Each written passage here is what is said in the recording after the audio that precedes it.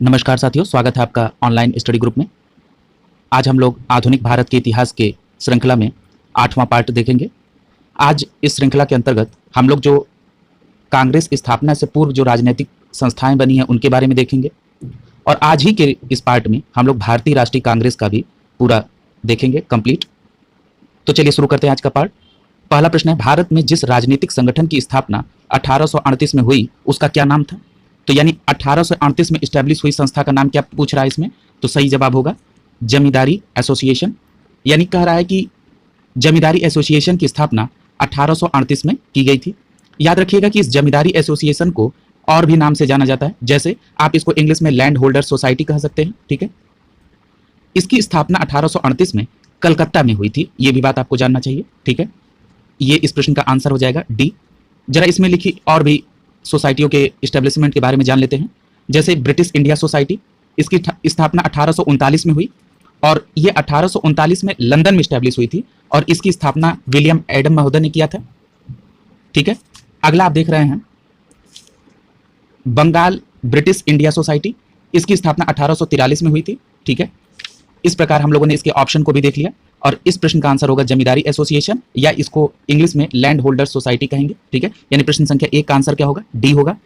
प्रश्न संख्या 2 देखिए, करा निम्नलिखित में से किस एक ने सन 1875 में हाउस ऑफ कॉमन्स में एक याचिका प्रस्तुत करते हुए ब्रिटिश संसद में भारत के प्रत्यक्ष प्रतिनिधित्व की मांग की थी? तो सही ऑप्शन होगा द पूना सार्वजनिक सभा। यानी द पूना सार्वजनिक सभा ने 1875 में हाउस ऑफ कॉमन्स में एक याचिका प्रस्तुत की, जिसमें कहा कि ब्रिटिश संसद में भारत के प्रत्यक्ष प्रतिनिधित्व होना चाहिए। ठीक है, अब यहां प्रश्न उठता है कि पूना सार्वजनिक सभा की स्थापना कब हुई? तो इसकी स्थापना 1870 में एमजी रनाडे और जीवी जोशी ने की थी। ठीक है, ये भी बात याद रखिएगा, कई बार प्रश्न डायरेक्ट पूछ देता है कि पूना सार्वजनिक सभा की स्थापना कब हुई, तो आपका जवाब होगा 1870 में रनाडे तथा जोशी साहब ने की थी, और इस प्रश्न का आंसर होगा डी। अगला चलिए, कर भारत संघ यानी इंडियन एसोसिएशन की स्थापना कौन थे, यानी किसके द्वारा की गई? तो इसका सही आंसर होगा सुरेंद्र नाथ बनर्जी। यानी इंडियन एसोसिएशन की स्थापना सुरेंद्र नाथ बनर्जी द्वारा, और उनके सहयोग में आनंद मोहन बोस भी थे, ये भी बात याद रखिएगा। और अब ये प्रश्न पूछ सकता है कि इंडियन एसोसिएशन की स्थापना कब हुई? तो 1876 में हुई। ठीक है, ये भी पूछ सकता है कि कहां पर हुई, तो कलकत्ता में की गई थी। ठीक है, इंडियन एसोसिएशन ने कुछ महत्वपूर्ण सुधारों के लिए लड़ाइयां भी लड़ी, जैसे इस संस्था ने सिविल सेवा परीक्षा में सुधार की मांग की, और इसकी एक और अतिरिक्त महत्वपूर्ण मांग है कि इलवर्ड बिल विवाद जैसे मामले को लेकर इन्होंने मुखर आवाज उठाई। ठीक है, यानी इस इंडियन एसोसिएशन की स्थापना का सही आंसर डी होगा सुरेंद्र नाथ बनर्जी, और इनके साथ आप आनंद मोहन बोस का भी नाम याद रखेंगे। अगला प्रश्न देखते हैं, प्रश्न संख्या 4 कह रहा है कि सुरेंद्र नाथ बनर्जी को किस भारतीय सिविल सर्विसेज से हटाया गया था, यानी किस वर्ष इनको भारतीय सिविल सर्विसेज से हटाया गया था? तो याद रखिएगा, ये सुरेंद्र नाथ बनर्जी दूसरे भारतीय थे जिन्होंने इस आईसीएस परीक्षा को क्वालिफाई किया था, और इनको 1874 में हटाया गया था। ठीक है, याद रखिएगा। और अब यहाँ से आप कोरिलेट कर सकते हैं कि सुरेंद्र नाथ बनर्जी को 1874 में सिविल सर्विसेज से हटाया गया, और उसके बाद उन्होंने 1876 में किसकी स्थापना की? इंडियन एसोसिएशन की स्थापना की, आनंद मोहन बोस के साथ मिलकर कलकत्ता में। ठीक है, इस तरह से कोरिलेट करके प्रश्नों को आप याद रखें, यानी इसका सही आंसर क्या हो जाएगा? ए हो जाएगा।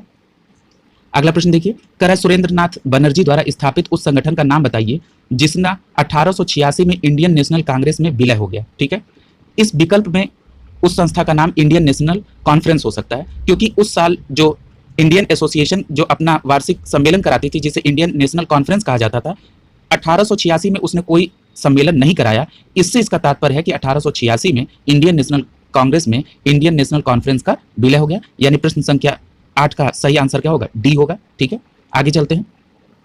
अगला प्रश्न देखिए, कह रहा है कि राजनीतिक सुधारों को लेकर विरोध करने वाले पहले भारतीय कौन थे? तो राजनीतिक सुधारों को लेकर विरोध करने वाले पहले भारतीय का नाम राजा राम मोहन राय था, यानी इस प्रश्न का आंसर सी सही होगा। आगे चलते हैं। कह रहा है कि निम्नलिखित में से उसके संगठन के आधार पर क्रम वाइज सजाइए, यानी कि इस प्रश्न में कह रहा है कि उनकी स्थापना के हिसाब से उनका क्रम क्या होगा, कौन सबसे पहले स्टैब्लिश हुआ। ठीक है, इस आधार पर तो इसमें पहला नाम आप देख रहे हैं बॉम्बे एसोसिएशन का। तो बॉम्बे एसोसिएशन की स्थापना कब हुई थी? तो ये 1852 में हुई थी, और किसके द्वारा की गई थी? तो दादा भाई नौरोजी के द्वारा की गई थी। अगला नाम आप देख रहे हैं मद्रास महाजन सभा का। तो मद्रास महाजन सभा की स्थापना 1884 में की गई। ठीक है, मद्रास महाजन सभा की स्थापना 1884 में रामास्वामी मुदलियार द्वारा की गई। ठीक है, और अगला नाम आप देख रहे हैं इंडियन एसोसिएशन की, इसको आप पढ़ चुके हैं कि 1876 में सुरेंद्र नाथ बनर्जी और आनंद मोहन बोस द्वारा की गई। और अगला नाम है इंडियन लीग का, इसकी स्थापना 1875 में शिशिर कुमार घोष द्वारा की गई थी। ठीक है, यानी इस प्रकार आप अपना क्रम सेट कर सकते हैं, ठीक है। यहाँ पर एक चीज और मैं कोरिलेट करना चाहूंगा कि अभी हमने आपको बताया कि इंडियन लीग की स्थापना 1875 में हुई। यदि आप कोरिलेट कर रहे हो तो 1875 में ही आर्य समाज की स्थापना बंबई में दयानंद सरस्वती जी ने की। थियोसोफिकल सोसाइटी की स्थापना न्यूयॉर्क में 1875 में ही हुई थी और इंडियन लीग की भी स्थापना यहाँ पे 1875 है। एक बात और याद रखिएगा कि अलीगढ़ में जो मुस्लिम एंग्लो ओरिएंटल कॉलेज की स्थापना सर सैयद अहमद खान ने की थी वो भी 1875 में ही की थी, ठीक है। तो इस प्रकार इस प्रश्न का आप आंसर दे देंगे, ठीक है। मैं एक बार और रिपीट कर दे रहा हूँ। बॉम्बे एसोसिएशन 1852 में, फिर उसके बाद है मद्रास महाजन सभा 1884 में, इंडियन एसोसिएशन इसकी स्थापना 1876 में और इंडियन लीग इसकी स्थापना 1875 में। इस प्रकार आप क्रम सेट कर लेंगे और डी सही होगा इसका आंसर। अगला देखिए, बंबई प्रेसिडेंसी एसोसिएशन की स्थापना कब हुई थी? तो बंबई प्रेसिडेंसी एसोसिएशन की स्थापना किसके द्वारा की गई थी, ठीक है। तो ये भी देख लेंगे कि कब हुई थी, तो 1885 में हुई थी, ठीक है। और किसके द्वारा की गई थी? तो बंबई प्रेसिडेंसी की स्थापना जो है वो फिरोज शाह मेहता भी थे, केटी तैलंग भी थे और बदरुद्दीन तैयब भी थे, ठीक है। यानी यहाँ पर ऑप्शन ई हो जाएगा, इसमें एक से अधिक हो जाएगा, ठीक है। अगला प्रश्न देखिए, कह रहा है कि निम्नलिखित कूटों में से कौन सा सुमेलित नहीं है, ठीक है। तो देख लिया जाए। कह रहा है कि ब्रिटिश इंडिया सोसाइटी, तो यानी ब्रिटिश इंडिया सोसाइटी की स्थापना कब हुई थी? तो लंदन में ही हुई थी और 1839 में हुई थी। और किसने की थी? तो विलियम एडम ने की थी, यानी ये सही है। अगला है ईस्ट इंडिया एसोसिएशन, इसकी स्थापना 1866 में हुई थी और ईस्ट इंडिया एसोसिएशन की स्थापना लंदन में की गई थी दादा भाई नौरोजी के द्वारा, यानी ये सुमेलित नहीं है। अगला नाम है इंडियन नेशनल इंडियन एसोसिएशन, इसकी स्थापना 1870 में हुई थी और लंदन में हुई थी, ठीक है। और इसकी स्थापना किसने की थी? तो कारपेंटर तथा मैनिंग ने की थी, यानी ये सुमेलित है। अगला है इंडियन एसोसिएशन, इसकी स्थापना 1876 में हुई थी और किसने की थी? तो अभी आपने पढ़ा है कि कलकत्ता में सुरेंद्र नाथ बनर्जी और आनंद मोहन बोस ने की थी, यानी कि ये भी मिसमैच कर रहा है। यानी यहाँ पूछ रहा है कि कौन सा सुमेलित नहीं, यानी मिसमैच कर रहा है। तो आपका जवाब क्या हो जाएगा? 2 और 4, ठीक है। यानी ये मिसमैच कर रहे हैं, यानी आपका विकल्प डी सही होगा यहाँ पे, ठीक है। अगला प्रश्न देखिए, कह रहा है कि पहला कथन है कि भारतीय प्रश्नों पर विवेचना के लिए दादा भाई नौरोजी ने 1866 में लंदन में ईस्ट इंडिया एसोसिएशन का गठन किया था, ठीक है। तो ये प्रश्न क्या है, ये कथन क्या है? सही है, यानी कि वहां पर दादा भाई नौरोजी ने 1866 में लंदन में ईस्ट इंडिया एसोसिएशन की स्थापना की थी। अगला कारण कह रहा है कि वह ब्रिटिश जनमानस को प्रभावित करना चाहते थे, ये भी बात बिल्कुल सही है कि वो ब्रिटिश जनमानस को प्रभावित करना चाहते थे, यानी यहाँ दोनों बातें सही है और एक दूसरे की व्याख्या भी कर रही हैं, ठीक है। यहाँ पर एक बात और याद रखिएगा कि दादा भाई नौरोजी की एक पुस्तक काफी महत्वपूर्ण है जिसका नाम है poverty and un British rule in India. ये काफी पूछी जाने वाली पुस्तक है, इसलिए ये भी आप याद रखिएगा। और यहाँ पर दोनों सही है और व्याख्या भी सही, यानी यहाँ पे विकल्प सी सही हो जाएगा आपका। अगला प्रश्न देखिए, कह रहा है कि निम्नलिखित संस्थाओं पर विचार कीजिए, ठीक है, और कालानुक्रम के आधार पर उनका चयन करिए। तो चलिए कर लिया जाए। पहला कह रहा है कि बंग भाषा प्रकाशिका सभा की स्थापना कब हुई थी? तो बंग भाषा प्रकाशिका सभा की स्थापना 1836 में हुई थी। दूसरा कह रहा है लैंड होल्डर सोसाइटी, आप पढ़ चुके हैं, 1838 में। बंगाल ब्रिटिश इंडिया सोसाइटी, ये भी मैं एक्सप्लेन कर चुका हूँ, 1843 में। और इंडियन लीग की स्थापना, ये भी आप पढ़ चुके हैं, 1875 में, ठीक है। इस प्रकार आप अपना कलानुक्रम सेट कर लेंगे और कलानुक्रम सेट करेंगे तो आपका आंसर क्या हो जाएगा? इसमें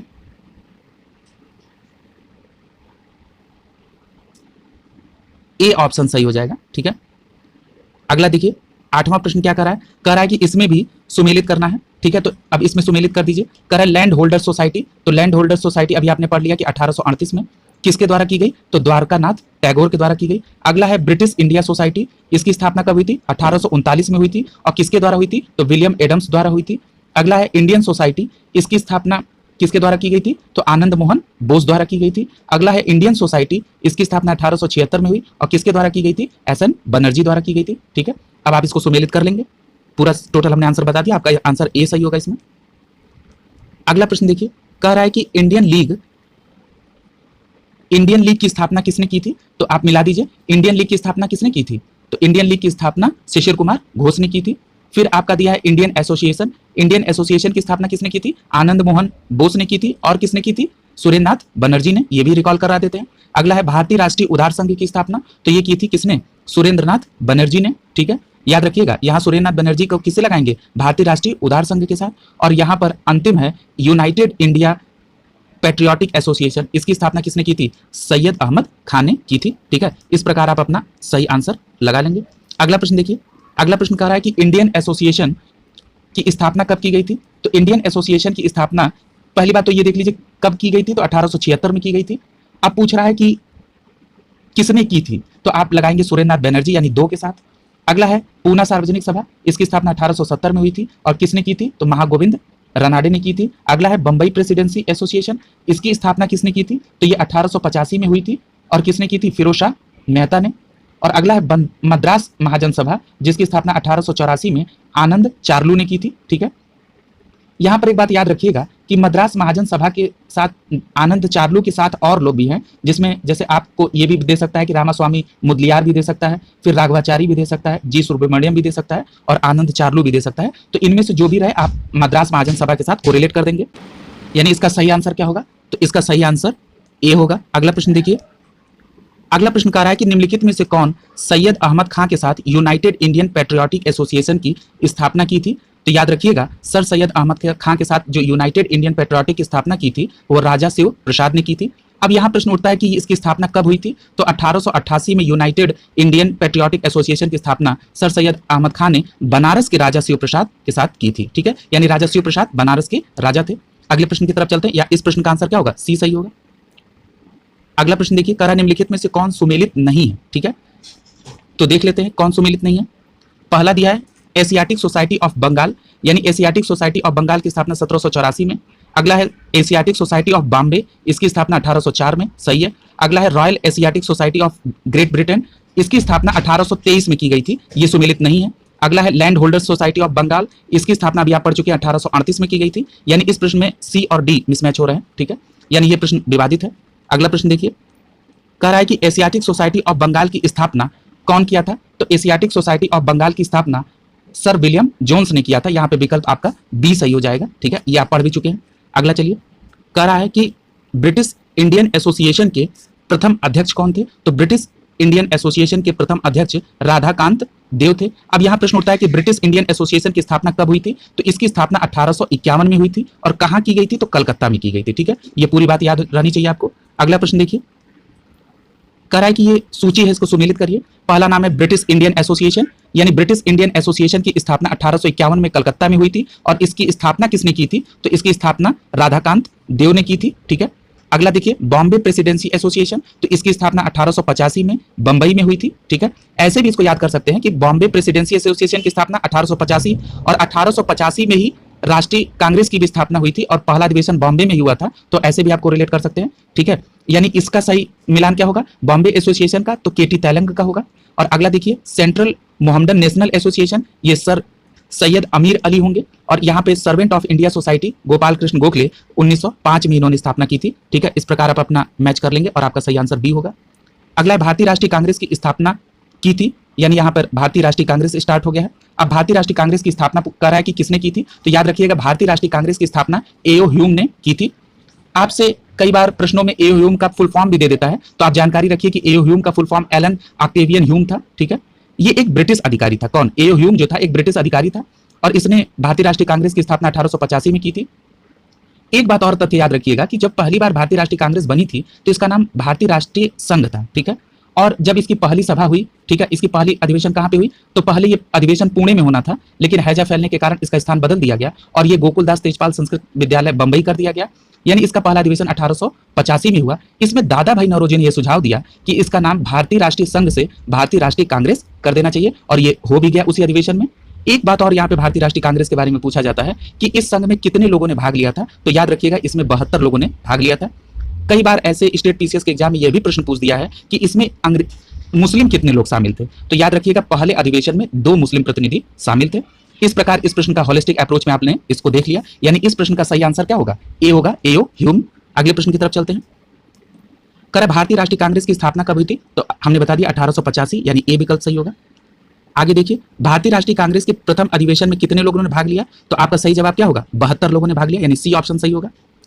अगला प्रश्न देखिए, इनमें से किसने भारतीय राष्ट्रीय कांग्रेस के प्रथम अधिवेशन की अध्यक्षता की थी? ठीक है, अभी आपने पढ़ा कि भारतीय राष्ट्रीय कांग्रेस का किसने बनाया था? तो एओ ह्यूम ने बनाया था। और यहां पूछ रहा है कि भारतीय राष्ट्रीय कांग्रेस की अध्यक्षता किसने की थी? तो भारतीय राष्ट्रीय कांग्रेस की अध्यक्षता किसने की थी? डब्ल्यूसी बनर्जी ने की थी। ठीक है, किसने की थी? डब्ल्यूसी बनर्जी ने की थी, जिनका पूरा नाम है व्योमकेश चंद्र बनर्जी। ठीक है, यानी इसका आंसर क्या हो जाएगा? डी हो जाएगा। अगले प्रश्न की तरफ चलते हैं। कह रहा है कि 1885 में डब्ल्यूसी बनर्जी द्वारा इंगित भारतीय राष्ट्रीय कांग्रेस के निम्न उद्देश्यों में से कौन नहीं था? ठीक है, यहां पूछ रहा है कि कौन सा उद्देश्य शामिल नहीं था। तो चलिए एक एक करके देखते हैं और फिर पता करते हैं कि कौन उद्देश्य नहीं था।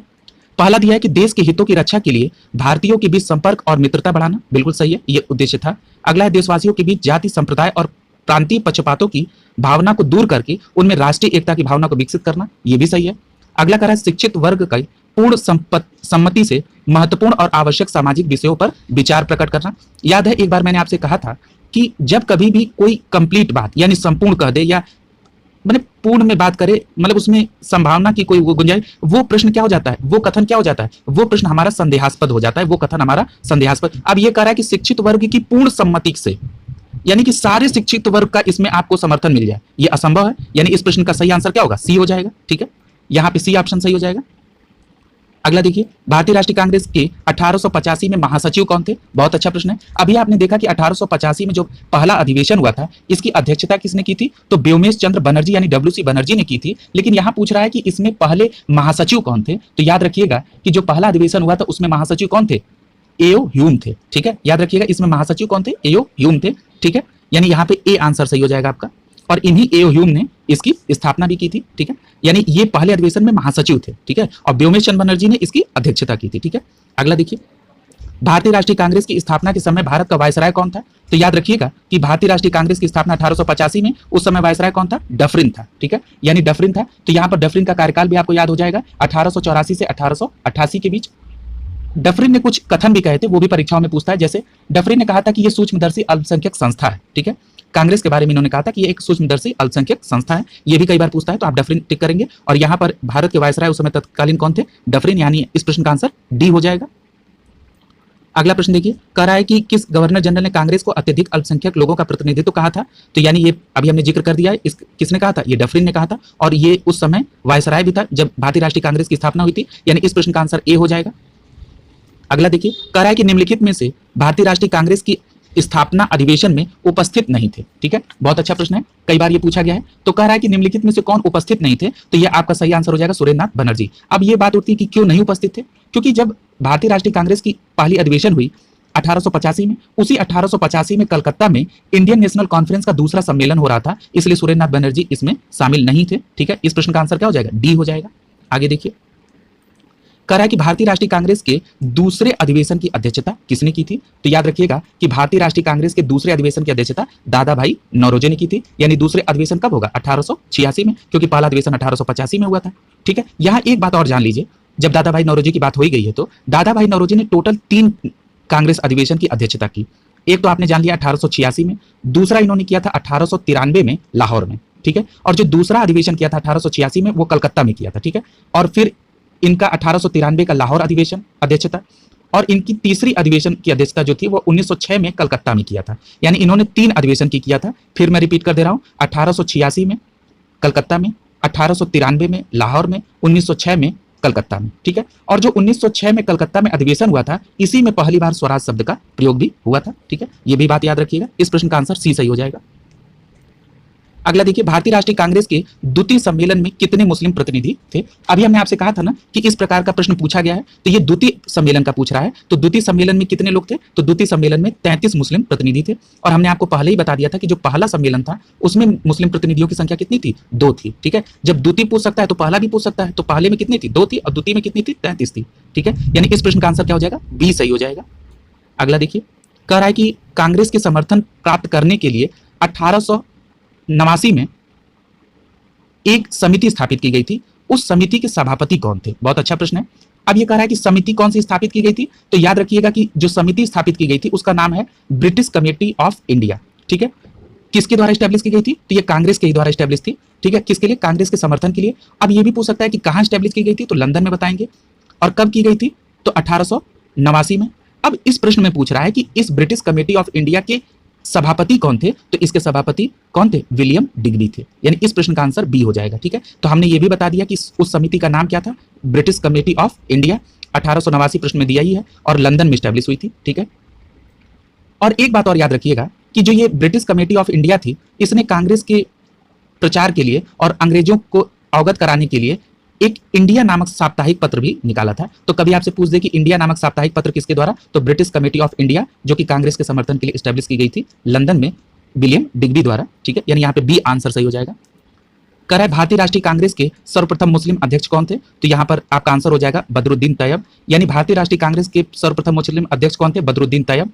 अब ये प्रश्न भी पूछा जा सकता है कि इन्होंने किस अधिवेशन की अध्यक्षता की थी? तो इन्होंने तीसरे अधिवेशन 1887 की अध्यक्षता की थी। और वो अधिवेशन कहाँ हुआ था? तो वो अधिवेशन मद्रास में हुआ था। ठीक है, यानी बदरुद्दीन तैयब ने मद्रास अधिवेशन की अध्यक्षता की 1887 में। वो पहले मुस्लिम अध्यक्ष थे। ठीक है, यहाँ आंसर डी हो जाएगा।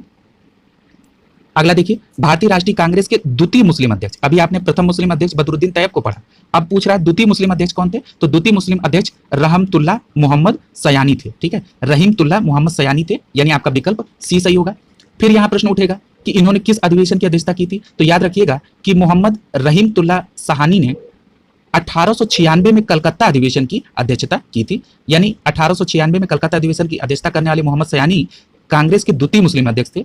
एक बात और याद रखिएगा कि ये वही 1896 का कलकत्ता अधिवेशन है जिसमें पहली बार वंदे मातरम गाया गया था। ठीक है, ये भी प्रश्न बहुत बार पूछता है, तो इसको भी कोरिलेट कर दीजिए इससे, यानी इसका आंसर सी सही हो जाएगा। अगला प्रश्न देखिए, कह रहा है कि निम्नलिखित कथनों पर विचार कीजिए। ठीक है, अब देखिए क्या कह रहा है कि भारतीय राष्ट्रीय कांग्रेस की प्रथम महिला अध्यक्ष सरोजिनी नायडू थी। बिल्कुल गलत है। क्यों? क्योंकि भारतीय राष्ट्रीय कांग्रेस की पहली महिला अध्यक्ष एनी बेसेंट थी। ठीक है, अब ये प्रश्न उठता है कि उन्होंने किस अधिवेशन की अध्यक्षता की? तो उन्होंने 1917 में कलकत्ता अधिवेशन की अध्यक्षता की। यदि इस कथन में यह लिखा होता कि भारतीय राष्ट्रीय कांग्रेस की प्रथम भारतीय महिला अध्यक्ष कौन थी, तो सरोजिनी नायडू हो जाता 1925 में। कहां पर? कानपुर अधिवेशन। ठीक है, लेकिन यहां कह रहा है कि प्रथम महिला अध्यक्ष, यानी भारतीय नहीं पूछ रहा है, प्रथम महिला अध्यक्ष, तो आपका आंसर क्या हो जाएगा? एनी बेसेंट, 1917 में कलकत्ता अधिवेशन। अगला कथन देखिए, भारतीय राष्ट्रीय कांग्रेस के प्रथम मुस्लिम अध्यक्ष बदरुद्दीन तैयब थे। बिल्कुल सही है, अभी आपने पढ़ा है। और इन्होंने किस अधिवेशन की अध्यक्षता की थी? 1887 के मद्रास अधिवेशन, जो क्रम से तीसरा अधिवेशन था। ठीक है, यानी यहां पर कह रहा है कौन सा कथन सही होगा? तो केवल दो सही होगा, बी ऑप्शन। अगला कह रहा है भारतीय राष्ट्रीय कांग्रेस के प्रथम निर्वाचित यूरोपीय अध्यक्ष कौन थे? तो याद रखिएगा कि प्रथम निर्वाचित यूरोपीय अध्यक्ष कौन थे? जॉर्ज यूले थे। ठीक है, अब यहां पर एक बात और देखिए, जॉर्ज यूले ने किस सन में अध्यक्षता की थी? तो इन्होंने 1888 में की थी। और वो कहां की अध्यक्षता की थी? तो वो इलाहाबाद अधिवेशन की अध्यक्षता की थी। ठीक है, ये इंपॉर्टेंट है, ये पूरी जानकारी रखिए कि प्रथम यूरोपीय अध्यक्ष कौन थे? George Yule. इनकी अध्यक्षता 1888 में इलाहाबाद में की गई थी। अब एक बात और याद रखिएगा, इस प्रश्न को दूसरी तरह से भी पूछा जा सकता है। क्या पूछा जा सकता है? कह सकता है कि प्रथम अंग्रेज अध्यक्ष कौन थे। ठीक है, तो प्रथम अंग्रेज अध्यक्ष भी पूछेगा, तभी आपका जवाब जॉर्ज यूले ही होगा। यानी इस प्रश्न का आंसर बी हो जाएगा। अगला प्रश्न देखिए, करा निम्नलिखित में से कौन सा एक भारतीय राष्ट्रीय कांग्रेस में कभी संबद्ध नहीं रहे? ठीक है, तो इसका सही आंसर क्या हो जाएगा? कौन संबद्ध नहीं रहे? सर सैयद अहमद खां थे। ठीक है, याद रखिएगा, ये इनके बारे में अभी आप पढ़ चुके हैं कि इन्होंने काशी के राजा के साथ मिलकर एक संस्था भी स्टैब्लिश की थी। ठीक है, और इन्हें राजभक्त मुस्लिम के नाम से एक पत्रिका भी इन्होंने संपादक की थी, ये भी आपको याद होना चाहिए। ठीक है, और एक फैक्ट अभी हमने आपको पिछला कोरिलेट करके बताया था कि 1875 में जो अलीगढ़ में इन्होंने मुस्लिम एंग्लो ओरिएंटल कॉलेज की स्थापना की थी, वो इन्हीं सर सैयद अहमद खान ने ही की थी। ठीक है, यानी इस प्रश्न का आंसर डी हो जाएगा। करा निम्नलिखित में से कौन सा भारतीय राष्ट्रीय कांग्रेस के अध्यक्ष कभी नहीं रहे? ठीक है, तो याद रखिएगा कि बाल गंगाधर तिलक किसी भी कांग्रेस की अध्यक्षता नहीं किए थे। अब यहाँ बात आ जाती है कि लाला लाजपत राय ने किस कांग्रेस की अध्यक्षता की थी? तो लाला लाजपत राय ने 1920 में जो कलकत्ता का विशेष अधिवेशन हुआ था उसकी अध्यक्षता की थी। और यहाँ लाला लाजपत राय की बात आ गई तो याद रखिएगा इन्होंने अनहैप्पी इंडिया की लेखक भी थे। ठीक है, इन्हें शेर पंजाब भी कहते थे या पंजाब का सिंह भी कहा जाता था। एनी बेसेंट अभी आपने पढ़ लिया कि भारतीय राष्ट्रीय कांग्रेस की पहली अध्यक्षा थी, 1917 में कलकत्ता अधिवेशन की अध्यक्षता की।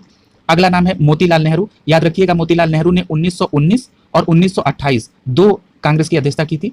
और अगला नाम है बाल गंगाधर तिलक। तो ये आपने पता ही कर लिया कि बाल गंगाधर तिलक ने किसी भी कांग्रेस अधिवेशन की अध्यक्षता नहीं की थी, यानी इस प्रश्न का आंसर क्या होगा? डी होगा। अगला देखिए, निम्नलिखित में से कौन भारतीय राष्ट्रीय कांग्रेस की पहली महिला अध्यक्ष थी? अब देखिए यहां क्या कर रहा है कि निम्नलिखित में से कौन भारतीय राष्ट्रीय कांग्रेस की प्रथम महिला अध्यक्ष थी? तो आपका जवाब क्या हो जाएगा? एनी बेसेंट, अभी आप पढ़ चुके हैं। यहाँ पे 1917 में कलकत्ता अधिवेशन, बी आंसर सही होगा। अगला दे रहा है, कह रहा है कि कांग्रेस की प्रथम भारतीय महिला, यहां देखिए बदल गया, प्रथम भारतीय महिला पूछ रहा है, तो प्रथम भारतीय महिला कौन हो जाएंगी? सरोजिनी नायडू, 1925 में कानपुर अधिवेशन, यानी आपका विकल्प सी सही हो जाएगा यहां।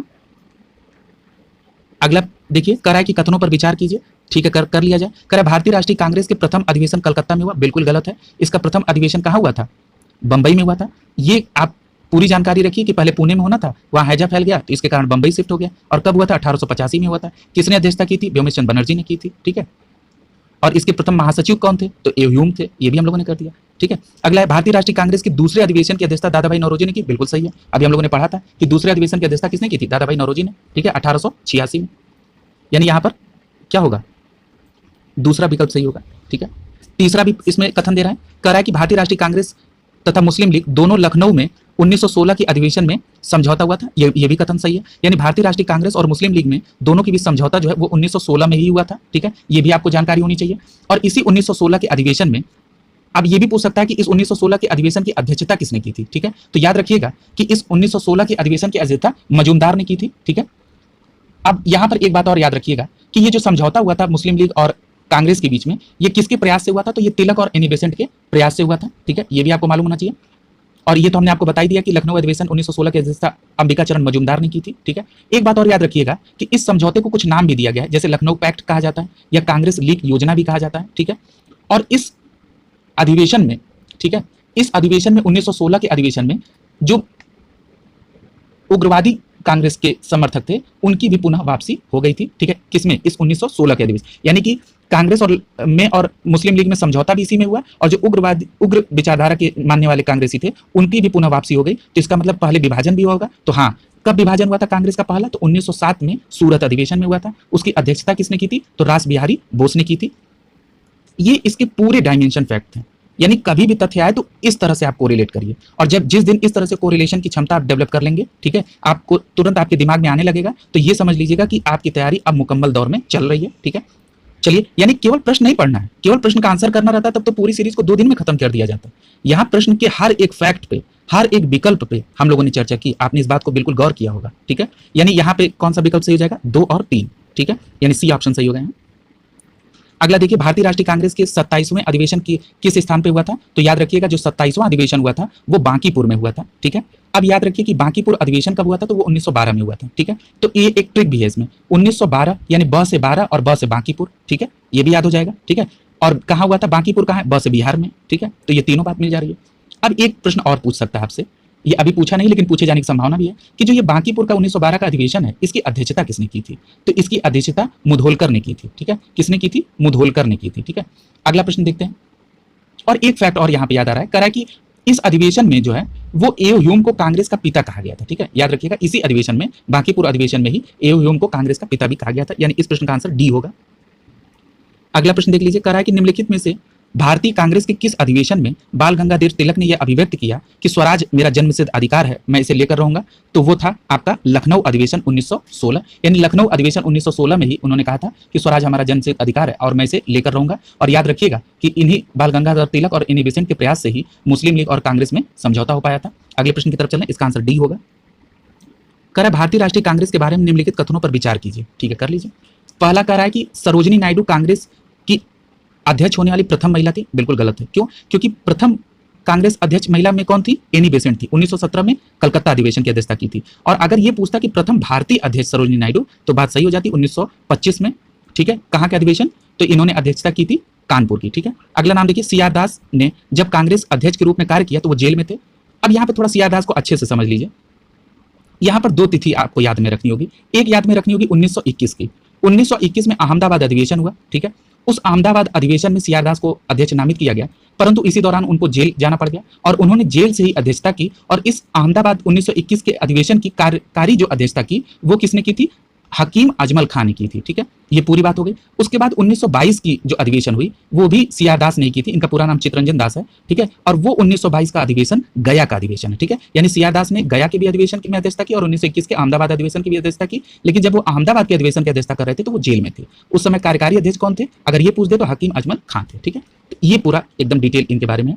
अगला देखिए, कह रहा है एलन ऑक्टेवियम ह्यूम प्रथम ब्रिटिश नागरिक थे जो कांग्रेस के अध्यक्ष बने, गलत है, ठीक है। अल्फ्रेड बेब 1894 में कांग्रेस के अध्यक्ष थे, ये बात बिल्कुल सही है। यानी अल्फ्रेड बेब ने मद्रास अधिवेशन 1894 की अध्यक्षता की थी। यानी यहाँ कौन कौन से पॉइंट सही हो गए, तो यहाँ दूसरा और चौथा पॉइंट सही है। यानी यहाँ पे कथन, यहाँ पे कौन सा विकल्प सही हो जाएगा, दूसरा विकल्प सही हो जाएगा, यानी बी विकल्प सही हो जाएगा। अगला देखिए, कह रहा है कि किसने कहा था कि कांग्रेस आंदोलन न तो लोगों के द्वारा प्रेरित था और न ही उनके द्वारा सोचा या योजनाबद्ध किया गया था, तो आपका सही आंसर होगा लाला लाजपत राय। यानी लाला लाजपत राय ने कहा था कि कांग्रेस आंदोलन न तो लोगों के द्वारा प्रेरित था और न ही उनके द्वारा सोचा या योजनाबद्ध किया गया था, यानी यहाँ ऑप्शन आपका डी होगा। अगला प्रश्न देखिए, किसने कहा था कि कांग्रेस पतन के लिए लड़खड़ा रही है और मेरी सबसे बड़ी अभिलाषा है कि जब तक मैं भारत में हूं कांग्रेस की शांतिपूर्ण समाप्ति में सहयोग करूंगा। इस प्रकार का उल्टा सीधा बयान लॉर्ड कर्जन द्वारा ही अधिकतर दिया जाता था।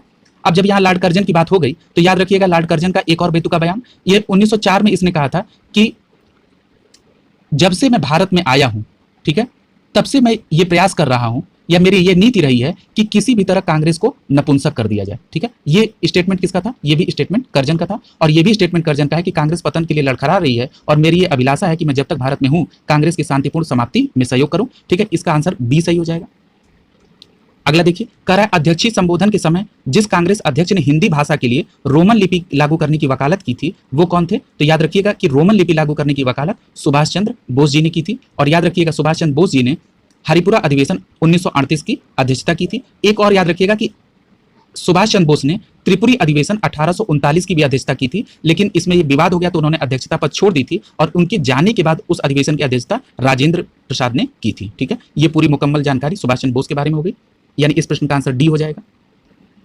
अगला प्रश्न देखिए, कह रहा है कि अमृतसर के भारतीय राष्ट्रीय कांग्रेस अधिवेशन 1919 के प्रस्ताव के अनुसार महात्मा गांधी द्वारा कांग्रेस का नया संविधान लिखने हेतु निम्नलिखित में से किन्हें उसने सहयोग किया था? तो याद रखिएगा कि जब वो 1919 का अमृतसर में जिसकी अध्यक्षता मोतीलाल नेहरू ने की थी, इस अधिवेशन में जब वो कांग्रेस का नया संविधान लिखने की बात आई तो गांधी जी का सहयोग करने के लिए दो व्यक्तियों का नाम फाइनल हुआ। वो नाम कौन सा था?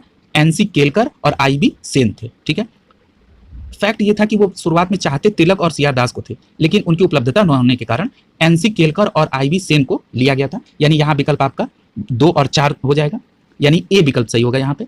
अगला देखिए, कह रहा भारतीय राष्ट्रीय कांग्रेस अधिवेशन में एक गवर्नर जनरल ने भाग लिया था, उक्त गवर्नर जनरल तथा मध्य अधिवेशन में कौन है? मतलब वो कौन गवर्नर जनरल है और किस अधिवेशन में उन्होंने भाग लिया था? तो याद रखिएगा कि एकमात्र गवर्नर जनरल जिसने अधिवेशन में भाग लिया था वो नाम था लॉर्ड विलिंगटन का। ठीक है, और इन्होंने बंबई अधिवेशन में भाग लिया था 1915 में, उस समय ये बंबई के गवर्नर थे। ठीक है, ये याद रखिएगा। अगले यानी यहाँ ऑप्शन हो जाएगा बी सही। अगला देखिए, कह रहा भारतीय राष्ट्रीय कांग्रेस के निम्नलिखित अधिवेशन में से किसकी अध्यक्षता श्री विजय राघव चेरियार ने की थी? ठीक है, यानी श्री विजय राघव चेरियार ने नागपुर अधिवेशन 1920 की अध्यक्षता की थी, यानी यहाँ आपका आंसर क्या हो जाएगा? बी सही हो जाएगा। ठीक है, एक बात और याद रखिएगा कि यहाँ पर इसी अधिवेशन में 1920 के जो नागपुर अधिवेशन में 4 आना सहायता शुल्क रखा गया था कांग्रेस की, ताकि गरीब से गरीब आदमी भी इसके साथ जुड़ सके। ठीक है, और एक बात और 1920 की कांग्रेस अधिवेशन की है कि इसमें इसी अधिवेशन में भाषाई आधार पर जो प्रांतीय कांग्रेस समितियां थी इसको भी गठन को मंजूरी दी गई थी। ठीक है, और एक काम और हुआ था नागपुर अधिवेशन में कि इसमें रियासतों के प्रति जो नीति की घोषणा है वो इसी नागपुर अधिवेशन 1920 में हुई थी, जिसकी अध्यक्षता किसने की थी? सी विजय राघव चेरियार ने की थी। ठीक है, इस प्रकार ये प्रश्न कंप्लीट हुआ, और आपने ये देख लिया कि 1916 के लखनऊ अधिवेशन की अध्यक्षता किसने की थी? तो इसकी अध्यक्षता 1916 के अधिवेशन की अध्यक्षता मजूमदार ने की थी। ये गया अधिवेशन 1922 की अध्यक्षता किसने की थी? तो गया अधिवेशन की अध्यक्षता चित्तरंजन दास ने की थी। ठीक है, ये क्लियर हो गया आपको। आगे चलते हैं, इस प्रश्न का आंसर बी हो जाएगा। अगला करा निम्नलिखित में से किस अधिवेशन में कांग्रेस ने पहली बार रियासतों के प्रति अपनी नीति घोषित की थी? तो हमने आपसे बता दिया है कि नागपुर के अधिवेशन 1920 में, यानी यहाँ आपका ऑप्शन ए सही हो जाएगा। अगला प्रश्न कह रहा है कि नागपुर सत्र 1920 के पश्चात प्रांतीय कांग्रेस समिति का गठन भाषाई आधार पर किया गया। ये बिल्कुल सही है, अभी हमने नागपुर एक्सप्लेन करते हुए पूरी बात बताई थी। अगला कह रहा है कि 1948 में कांग्रेस ने भाषाई आधार पर प्रांतों के गठन की मांग को अस्वीकार कर दिया था। ठीक है, ये भी बात बिल्कुल सही है, यानी यहाँ पर आपका दोनों विकल्प सही हो जाएगा, यानी ए और बी दोनों, यानी डी ऑप्शन सही होगा। अगला देखिए, 1922 में गया के इंडियन नेशनल कांग्रेस के अध्यक्ष कौन थे? तो अभी हमने इस पे चर्चा कर लिया कि 1922 में जो गया में अधिवेशन हुआ था वो चित्तरंजन दास ने किया था, और इनके 1921 के भी बारे में हम लोगों ने डिटेल चर्चा की है अभी। ठीक है, आगे चलते हैं, यानी ए ऑप्शन सही होगा। अगला करा कि निम्नलिखित में से किसने अखिल भारतीय हरिजन सेवक संघ की स्थापना 1932 में की थी? तो आपका सही जवाब होगा एम के गांधी ने की थी, यानी बी ऑप्शन सही होगा यहाँ। अगला प्रश्न करा निम्नलिखित में से उन व्यक्तियों की सूची क्या है जो भारतीय राष्ट्रीय कांग्रेस के अध्यक्ष हुए, और उनकी तिथि क्रम पूछ रहा है कि कब कौन हुआ था। तो याद रखिएगा कि महात्मा गांधी केवल एकमात्र अधिवेशन की अध्यक्षता किए थे, वो था 1924 का बेलगांव का अधिवेशन। अगला नाम दिख रहा है आपको जवाहरलाल नेहरू। जवाहरलाल नेहरू ने 1929 में लाहौर अधिवेशन की अध्यक्षता की, और उन्होंने 1936 में लखनऊ अधिवेशन की भी अध्यक्षता की थी, और 1936 में ही फैजपुर अधिवेशन की भी अध्यक्षता जवाहरलाल नेहरू ने की थी। अगला नाम वल्लभ भाई पटेल, इन्होंने 1931 में कराची अधिवेशन की अध्यक्षता की थी, और याद रखिएगा ये वही 1931 का कराची अधिवेशन है जिसमें मौलिक अधिकार की मांग भी उठी थी। और सरोजिनी नायडू, जो अभी हम लोगों ने कई बार नाम उल्लेख किया है कि 1925 में कानपुर अधिवेशन, प्रथम भारतीय महिला थी अध्यक्ष, यानी यहाँ अब आप मैचिंग कर लेंगे। ठीक है, सी ऑप्शन सही हो जाएगा। कर भारतीय राष्ट्रीय कांग्रेस के 1924 अधिवेशन में महात्मा गांधी ने एकमात्र अध्यक्षता कहाँ की थी? बेलगाम की, यानी सी ऑप्शन सही हो जाएगा। अगला करा है कि निम्नलिखित को सुमेलित कर दीजिए, तो चलिए सुमेलित कर दीजिए, थोड़ा बड़ा कर देते हैं। अगला करा है कि अबुल कलाम आजाद, ठीक है, यानी अबुल कलाम आजाद ने किस अधिवेशन की अध्यक्षता की थी? तो अभी हमने इसकी चर्चा की। अबुल कलाम आजाद ने रायगढ़ अधिवेशन 1940 की अध्यक्षता की थी। अगला नाम दिख रहा है सरोजिनी नायडू, 1925 में कानपुर अधिवेशन। मोतीलाल नेहरू का नाम है, तो मोतीलाल नेहरू ने किसकी अध्यक्षता की थी? अमृतसर की 1919 में, ठीक है। अगला नाम दिख रहा है डॉक्टर राजेंद्र प्रसाद, तो इन्होंने कब की थी? तो इन्होंने बंबई में 1834 की अध्यक्षता की थी। और एक फैक्ट और अभी हमने आपको बताया था कि जब त्रिपुरी अधिवेशन 1839 में हुआ था, तो उसमें 1939 में, तो उसमें क्या हुआ था कि जब सुभाष चंद्र बोस ने त्यागपत्र दे दिया, तो उसके बाद राजेंद्र प्रसाद ने उसकी अध्यक्षता की थी। ये दोनों बात याद रखिएगा कि राजेंद्र प्रसाद ने फुल फ्लेज 1934 की भी अध्यक्षता की थी। कब? बंबई की, ठीक है। यानी दूसरे से मैच हो जाएगा। अब इसमें मैचिंग आप कर लेंगे, इसका सही आंसर डी हो जाएगा। मैंने फैक्ट बता दिया तो आप उससे मिला लेंगे, ठीक है। अब अगला देखिए, कह रहा है कि इसमें भी मिला दीजिए। अब कह रहा है कि मेरठ अधिवेशन की अध्यक्षता कब हुई थी? 1946 में। याद रखिएगा कि मेरठ अधिवेशन की अध्यक्षता किसने की थी? जेबी कृपलानी। याद रखिएगा एक फैक्ट जेबी कृपलानी जी से संबंधित बहुत प्रश्न पूछा जाता है कि आजादी के समय कौन अध्यक्ष था कांग्रेस का, तो यही जेबी कृपलानी थे, क्योंकि 1946 में यही मेरठ के अधिवेशन की अध्यक्षता की थी। इसको घुमा के एक तरीके से और पूछा जाता है, ये भी पूछा जाता है कि जब भारत का विभाजन हुआ तो उस समय कांग्रेस के अध्यक्ष कौन थे, तो भी आपका आंसर क्या होगा? जेबी कृपलानी। अगला प्रश्न देखिए, भारतीय, हाँ इसी में अगला देखिए, कानपुर अधिवेशन की अध्यक्षता 1925 में किसके द्वारा? सरोजिनी नायडू के द्वारा। अगला है लखनऊ अधिवेशन 1916 में अंबिका चरण मजूमदार। और अगला है बनारस अधिवेशन 1905 में गोपाल कृष्ण गोखले द्वारा, ठीक है। अब आप मैच कर लेंगे, सी ऑप्शन सही होगा। अगला देखिए, कह रहा है निम्नलिखित में से किस भारतीय राष्ट्रीय कांग्रेस के अधिवेशन में जवाहरलाल नेहरू ने समाजवाद को भारत की समस्याओं का हल या कुंजी बताया था? तो याद रखिएगा लखनऊ में जब 1936 में उन्होंने अध्यक्षता की थी, तो समाजवाद को ही इस कुरीतियों से बचने के लिए एक कुंजी बताया था, ठीक है। किस समस्या से बचने के लिए? तो गरीबी से, बेकारी से, गुलामी से बचने के लिए समाजवाद ही हल बताया था। किसने बताया था? जवाहरलाल नेहरू ने 1936 के लखनऊ अधिवेशन में। यानी यहाँ आंसर बी सही हो जाएगा आपका। अगला देखिए, 1938 में भारतीय राष्ट्रीय कांग्रेस के हरिपुरा अधिवेशन की अध्यक्षता किसने की थी? तो हरिपुरा अधिवेशन की अध्यक्षता किसने की थी? सुभाष चंद्र बोस ने। अभी हमने इसके बारे में डिटेल चर्चा भी आपसे की है, यानी यहाँ पे डी ऑप्शन सही हो जाएगा।